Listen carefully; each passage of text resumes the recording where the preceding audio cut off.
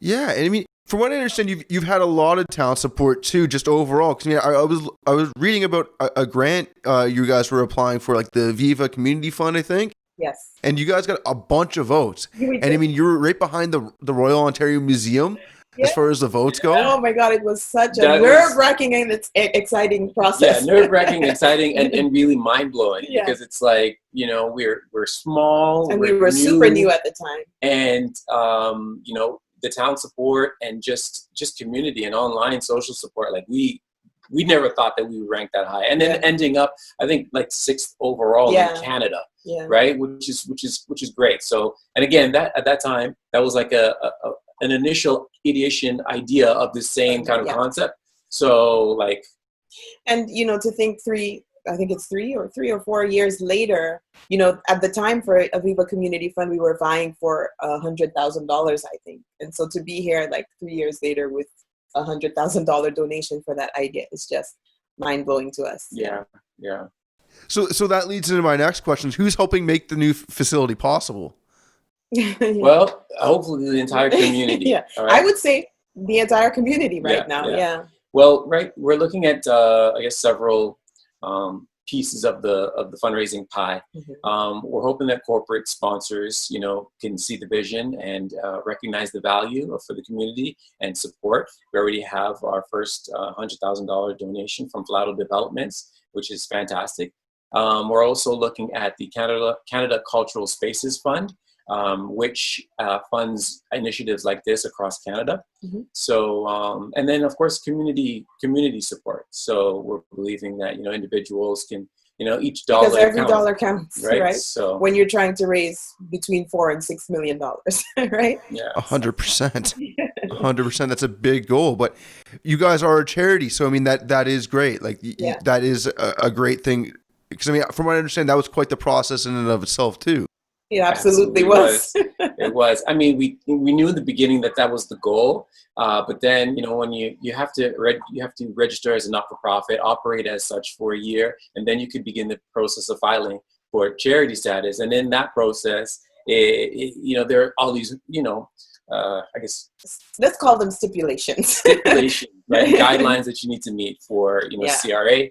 And after we got our first kind of response, I won't say rejection, response, which was how many pages? I think it was 10 pages. 10-page response from CRA saying why they're not going to grant us. It's like, okay, well, maybe we won't. We almost gave up. Yeah, but our accountant was like, come on, we have the answers to these questions, so let's do that. And Juli-Anne put together an amazing 19-page response. And then got the response back like, all right, you were good to go. So it was good for us. It was a learning experience. And it really helped us to like streamline our focus and our vision, right? Because we want to do everything. And CRA is like, you can't do everything. And so it really helped us to focus and pinpoint that. And of course, the response being, affirmative makes it all sense and clear for us. So, and we love the fact that we are able to operate as a charity because it means, for the community that every dollar you give us goes right back into the community. So that's kind of what we love. In the eventual vision, for example, when you come into the cafe in the building, that every dollar that you spend buying a coffee or a donut at the cafe goes back into the programming. So I think, that's kind of the initial goal. It's something for the community, by the community. And the transparency, that CRA allows and affords us, it makes the community feel more comfortable knowing that they're giving and they can see where their dollars are going. Exactly. And I mean, that's great for everybody. And I mean, it just helps increase support because, again, everyone knows exactly what's going on. I mean, versus some big corporation where we don't know what's going anywhere. Yeah, exactly. Right. How much is required for the facility in total? You mentioned it was around $4 million? Yeah, we are estimating at this point between $4 and $6 million to build the facility and then also outfit it with the equipment that we're going to need because, there is a performance hall built into the design. And so there's some specialized equipment around lighting and all of the equipment required for that and also the recording studio. And of course, you have to have furniture in there. So somewhere between $4 and $6 million is what we're working with right now. That's great because I mean it is going to be quality and like you said, like there's a lot going on. So you want to make sure it's done right. Absolutely. and you want to make a place for people to actually want to be. And I mean, it sounds like that is what's happening, which is great.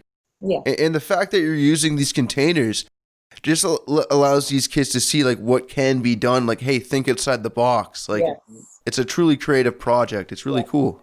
Yeah. Yeah. That's super cool. So who is all involved with the Streams Community Hub? Well, yeah. Okay. You're looking at us. I'm just kidding. So Juli-Anne and I, of course, are the founders. We have a board of five. Or six. Yeah. Five. It's a small board, but it's a strong and mighty board. Jeanette French. Did you want us to name them? Do you want us to? Sure. Yeah. Okay. Well, Jeanette French of Lennox Farms. She's on our board, and she's a educator for many years and a community champion. Yeah. She's there. We have Chris Barnes, member of the community. We've got Marva Tyndale, who's someone who has journeyed with us a very long time since we met each other. Another young lady named Tanya Fallow, who similarly has been very close to us for a very long time, and we started with the three of us initially. Did I miss anyone? No. And that's it. Yeah, that's it. Awesome. And you guys rely on volunteers a lot too. Yes, absolutely. So we do rely on volunteers when we are in session. So for example, summer camp, we have a lot of volunteers who come in and are in the classroom assisting the artists who are facilitating. We aim to employ Dufferin County artists to facilitate those programs. So we find an artist in Dufferin County who specializes in that particular discipline, and we get them to come in and kind of facilitate the camps and teach the classes, and we pay them for that because we really believe that artists should be compensated for the work that they do and their passion, right? So we compensate the artists, but they are supported largely by volunteers in their classrooms. And so our volunteers are generally youth.